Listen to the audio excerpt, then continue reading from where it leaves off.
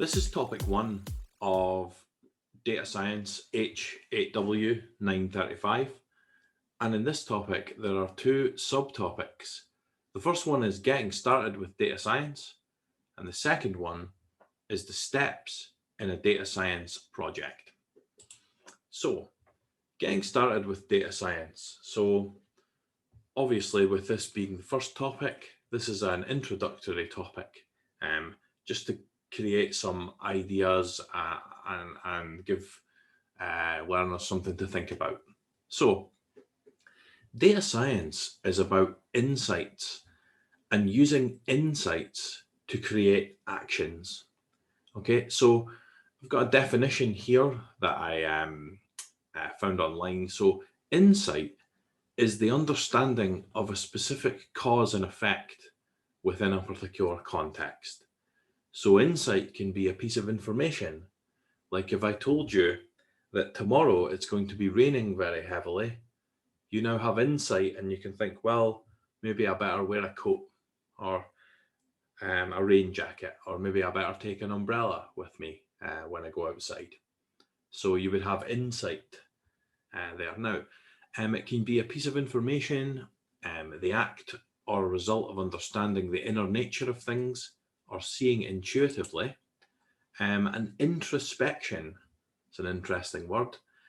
The power of acute observation and deduction, an understanding of cause and effect based on the identification of relationships and behaviors within some model. Now, why do we need insight into something? We need insight because we want to turn those insights into actions.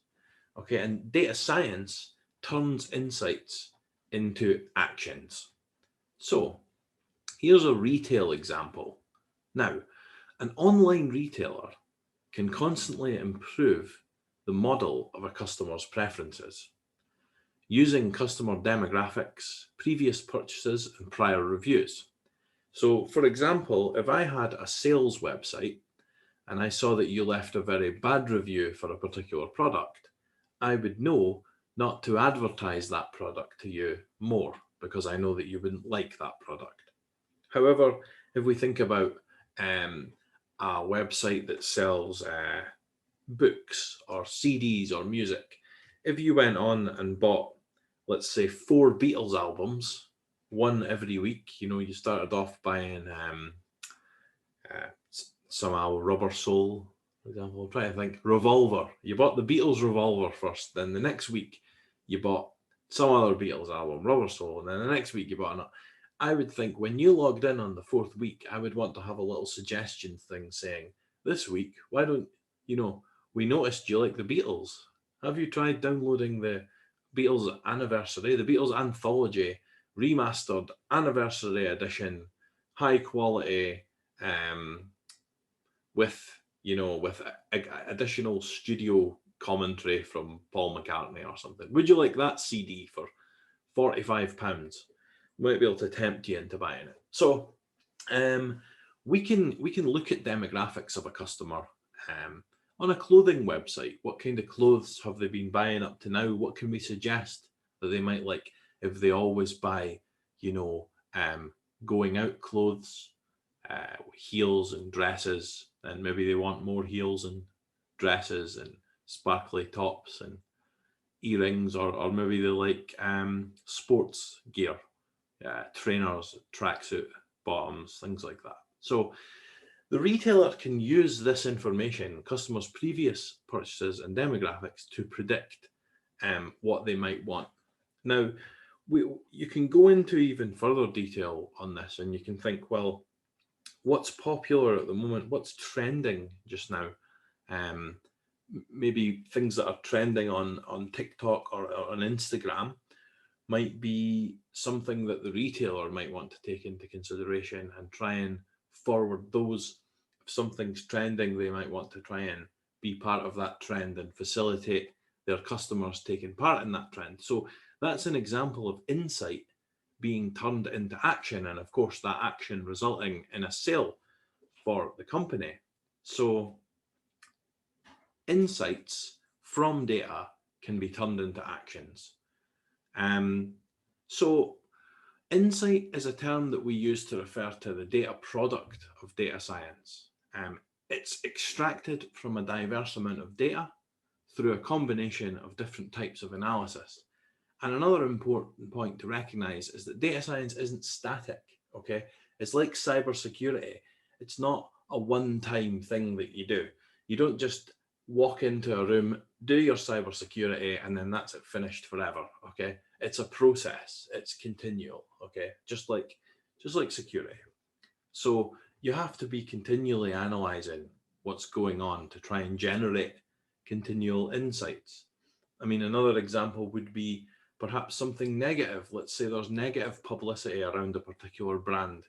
Let's say a large sports retailer has recently had a kind of a journal article, a journalist has written an article about them saying that they've done, they've got some kind of bad practices in their factories in Asia.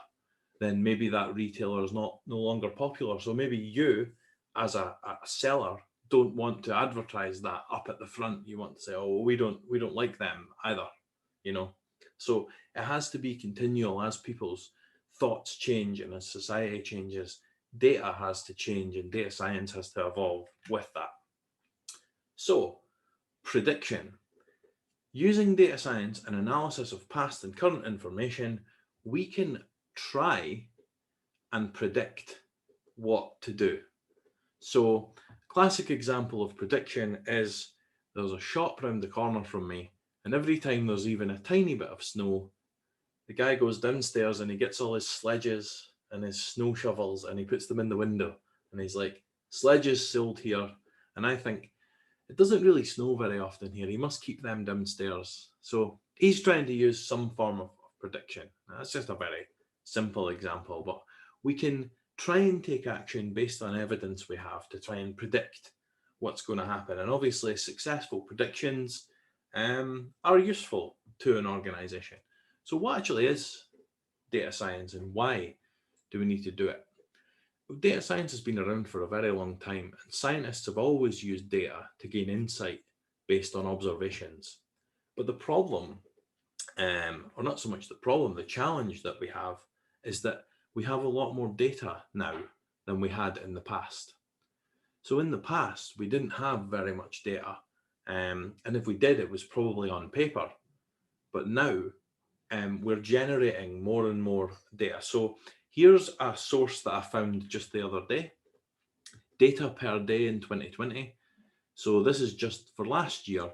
Every single person, every single day, created 1.7 megabytes of data. I've put a source down there. You can go and have a look. I don't know of how they measured this or how they worked that out, but you're welcome to check out this Tech Jury blog and have a look. These are just some statistics that I found that might help to highlight what's possible. So 2.5 quintillion bytes of data produced by humans every day.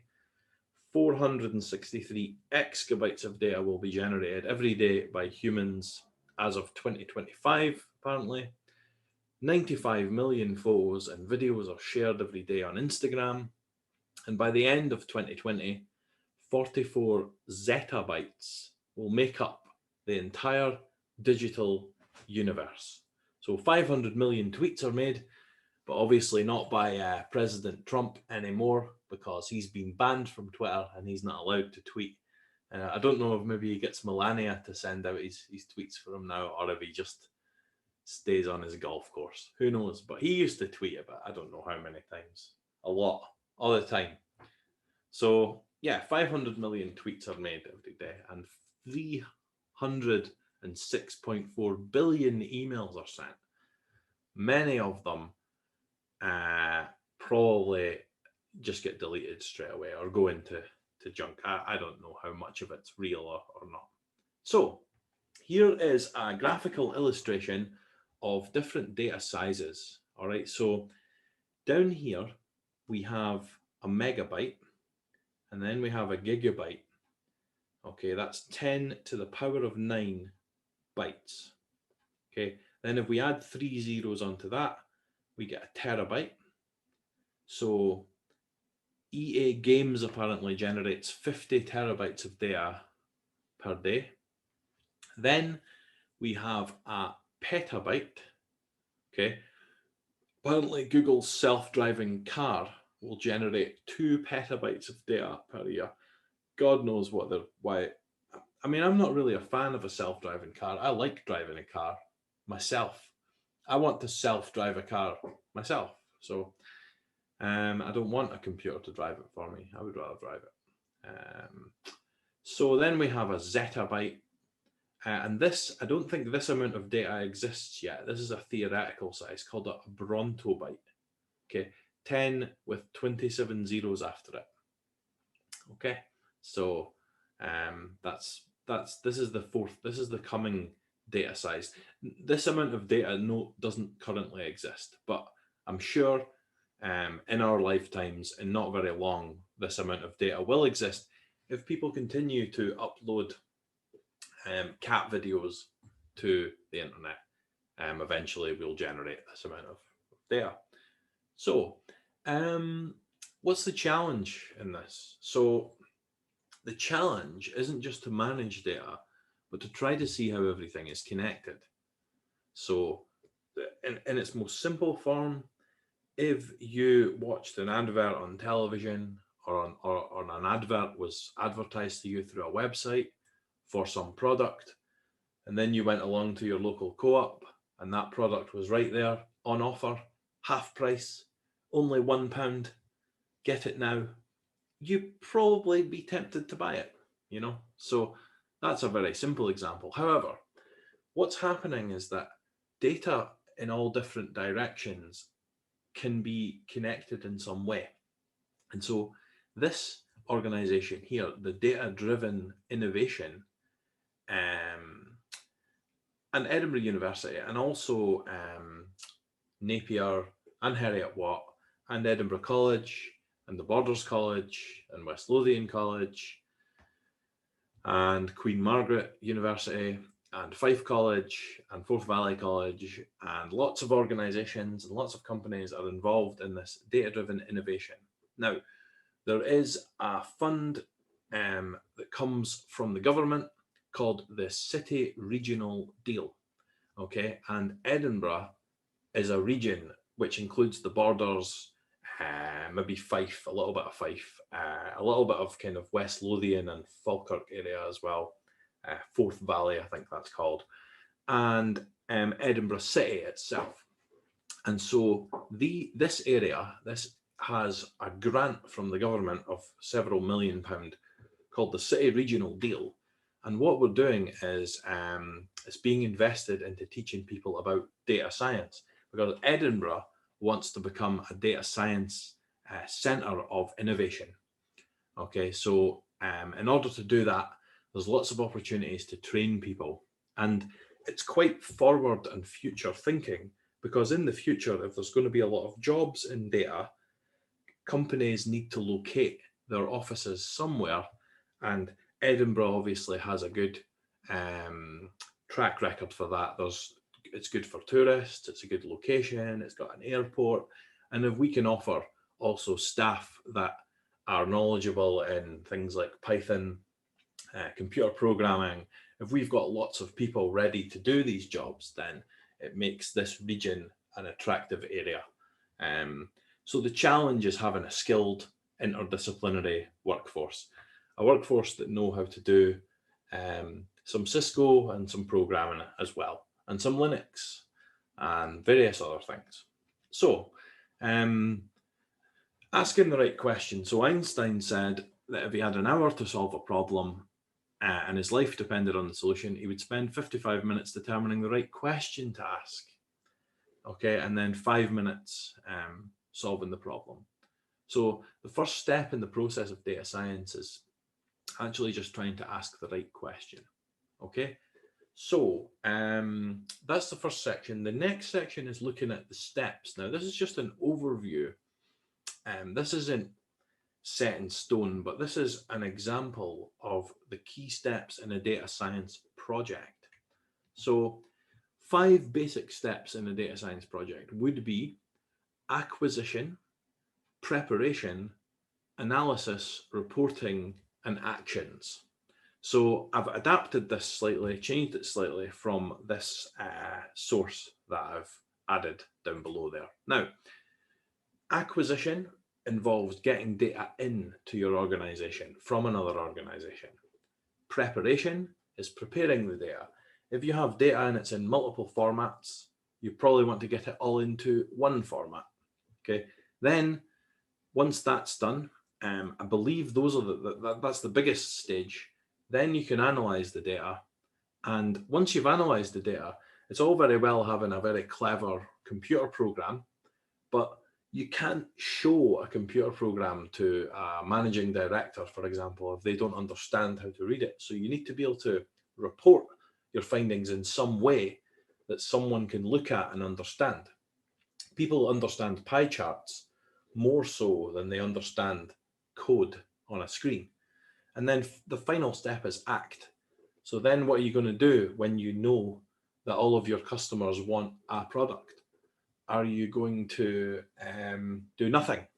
Or are you going to sell that product? Are you going to try and stock the product so that the customers can have it? Okay, so those are 5 steps there.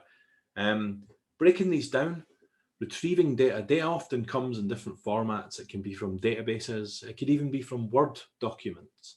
You might be doing an analysis of what people have said on social media, and the person who gathered that data might have pasted it all into a lot of different Word documents, all in different fonts, different font sizes, all a big giant mess.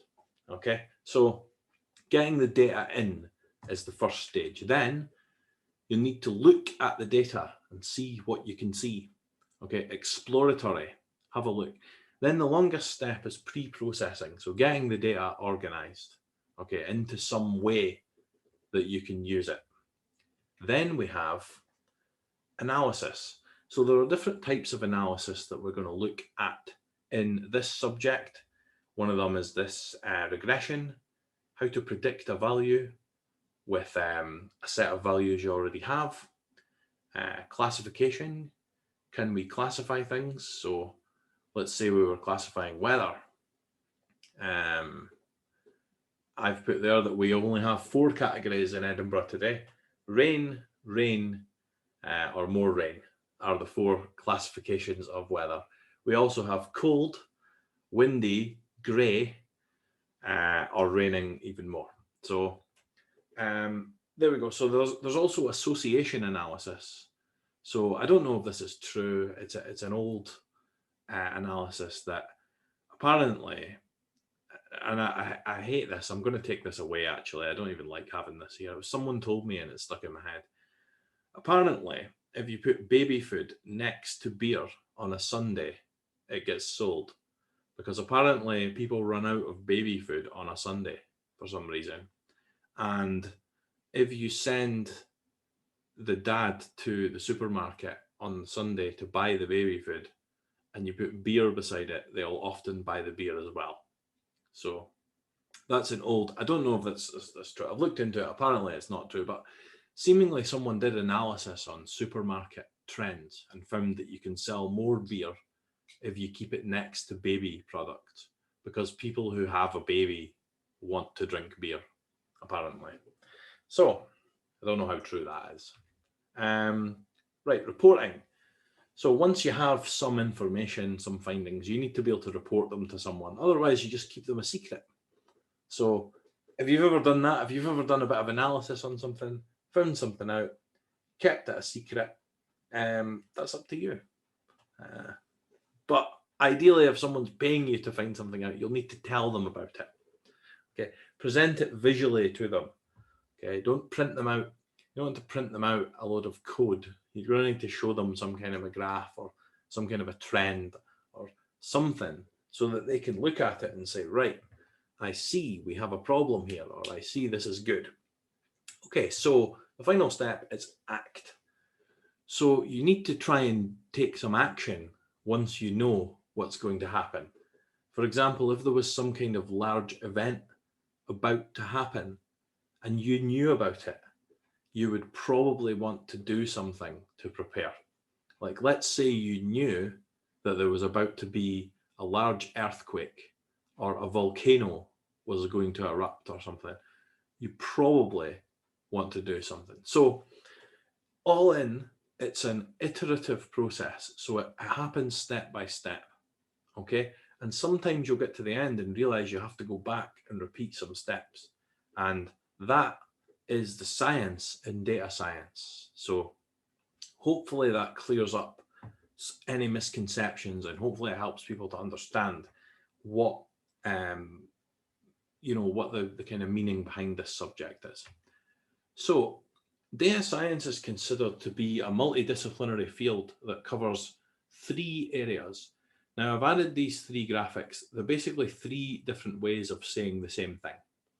So over here we have coding, and then we have statistics, and then we have domain, and then we have data science. Now, what does domain mean? A domain is like a grouping, okay? So domain knowledge just means knowledge in a particular area. Okay, over here it's called domain expertise, business expertise. So if you were trying to analyze a bakery, for example, different types of bread that they sell, because you want to try and figure out what the most popular products are, or which ones you should sell more of or less of, or which products are bad, you probably want to speak to someone with a lot of domain knowledge, a baker, someone who knows about bread and flour and ovens and things. Because if you said, I want you to make all of these products, and they said, well, we can't do that, you would say, why? And they'd say, because we can only do that when the oven's been on for 2 hours, because it has to be a certain temperature. Or we can only do that with this flour, and that flour's more expensive. And so you are not going to know this stuff. So you need to talk to and build domain knowledge, and then apply statistics and coding to that to get to this area in the middle of the Venn diagram, data science. So stats over here is called maths and stats. Coding is called computer science. It's called computer science here. It's called applied statistics here. Data science falls right in the middle there. So we need domain knowledge, able to do some statistics, and able to do some coding, and then we can have some data science in here. All right, so you can't really have one without the other, okay? You can't do analysis on something that you don't know anything about. Well, you could do, but might not be very useful. Coding, we know a bit of. Domain knowledge, we can go and find out.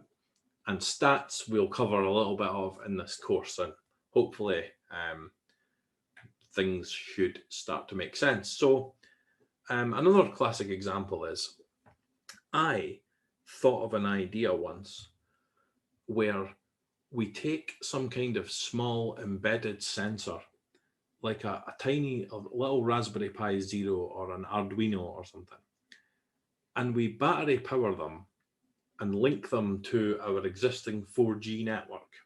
And all they have is a little sensor. And we put them in all the public bins in the street. And then when the bin's full, it sends an alert to the people driving around in the truck so that they know to go and empty that one. So I thought that this was a good idea, because often in Edinburgh you can see like bins are too full and some bins are empty. So I thought maybe if we built some kind of an intelligent system, then what you could have is you could have the truck sitting, they could have some kind of a GPS type, Google Maps type display. And as things were filling up, it could pop up on their screen and it could arrange a route for them to drive around. So I thought that this was a good idea, a good project once. But then I heard a story about they tried to do a similar thing in Glasgow. I don't know if this is true or not, but seemingly they put sensors in the bins and then they used an algorithm to say, okay, well, this is the fullest bin and it's nearest the main depot where they start work. So we'll go for this one first, then we'll go to the next one, then we'll go to the next one. And it arranged a route for them. But what happened was the guys who drove the truck really didn't like it. They hated it because they knew things like when the traffic was busy. So they knew what roads not to go on at certain times. They also knew, like, let's say you have a bin, but it's right in front of a school. They don't want to be emptying the bin while primary school children are coming in, and they don't want to be driving, like lifting a big heavy bin and smashing it down when there's children running about all over the place.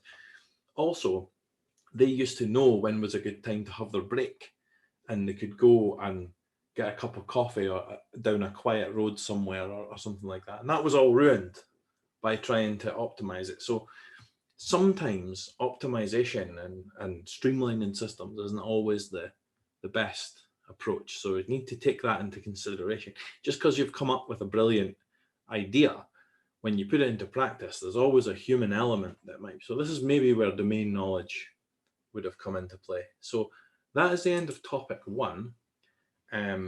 I'll stop the video for questions in just a moment, but before I do that, I'm just going to show you what's in lab 1. Okay, so let me just jump over to my various computers here. Hold on.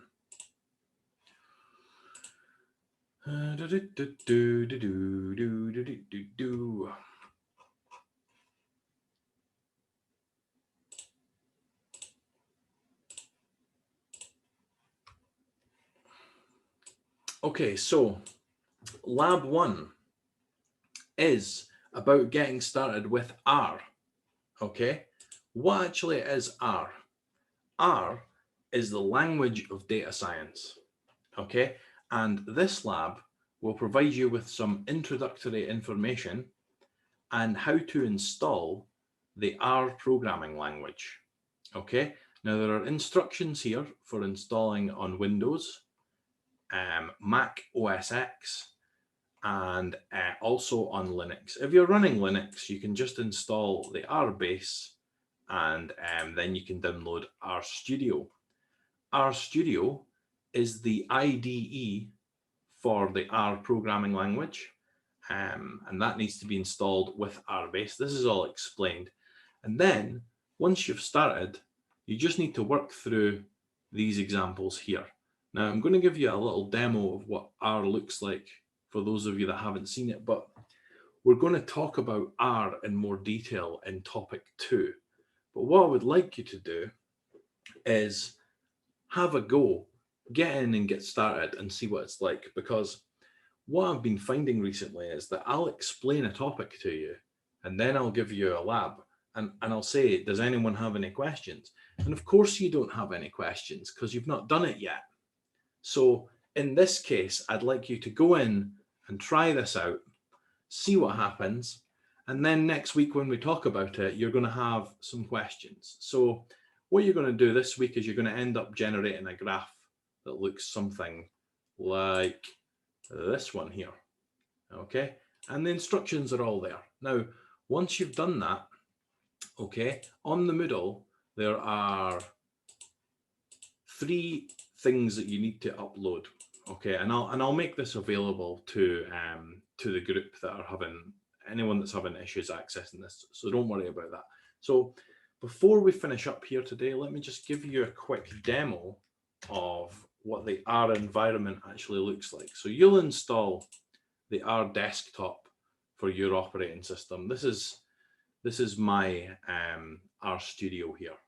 Okay, so let me just clear off some windows. So let's do File, Blank Script.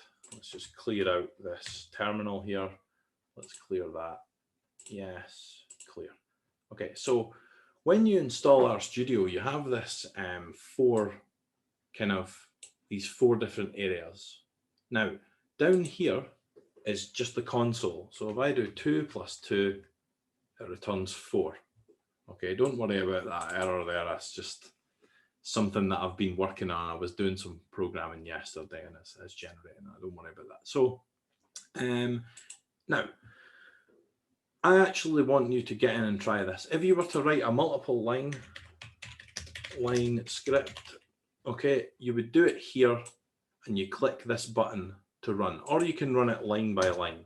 Okay, it's going to say an error because it doesn't know what multi-line script is. Okay, but over here, when we create a variable, all right, it's saved over here. And if we make a graph, the graph will appear here. Okay, so this is the terminal here. This is where we write scripts. This is where variables appear and our history. And this is where graphs appear over here. So this is all explained in the lab. I want you to actually have a go before I show you, but let me give you a quick demonstration of creating something. So let's create a variable. Okay, I'm going to move to just viewing the console. Right, let's create a variable called my variable.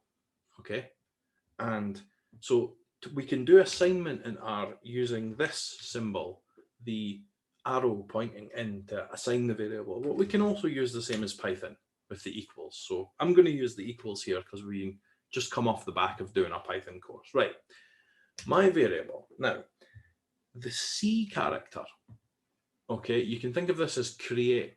It creates a vector, but actually it stands for concatenate.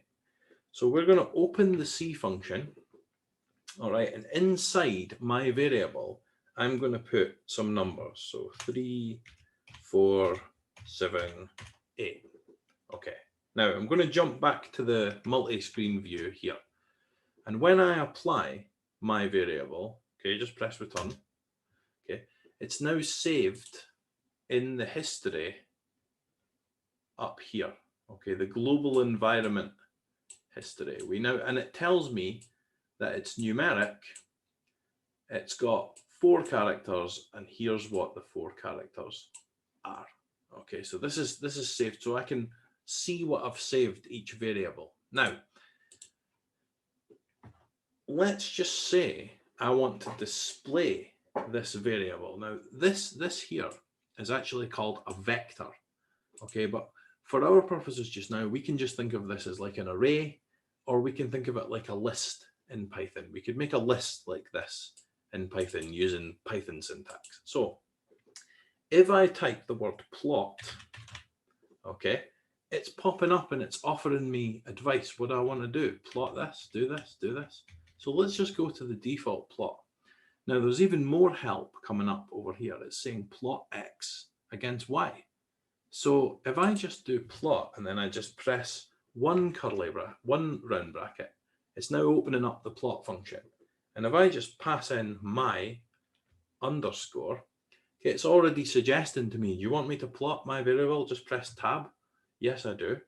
Okay, and if I press return, you'll see that over here, okay, let me just zoom on to this view. Oh, somewhere we'll have the viewer. Let's go for...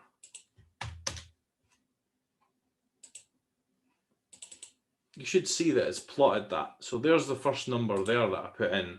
3, then there's 4, then there's 7, and then there's 8. So if we wanted to do this with Python, it would be slightly more complicated. And this is the reason why R is the language of data science, because all we've done is written one word there and it's generated that. Okay, so that's just a really basic overview of R, but I'd like you to get in and get started with that.